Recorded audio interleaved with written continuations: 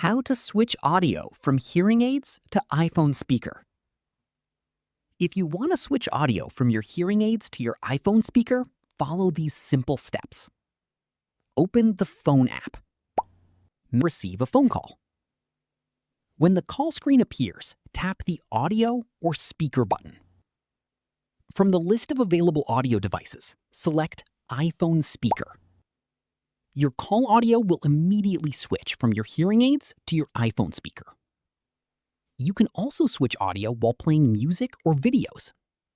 Start playing any music or video on your iPhone. Swipe down from the top right corner to open Control Center. Tap the Media Player. Then tap the AirPlay or Audio Output button.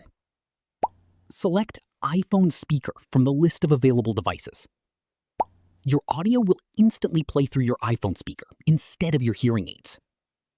If you want all future phone calls to automatically use the iPhone speaker, open the Settings app. Tap Accessibility. Select Touch. Scroll down and tap Call Audio Routing. Choose Speaker.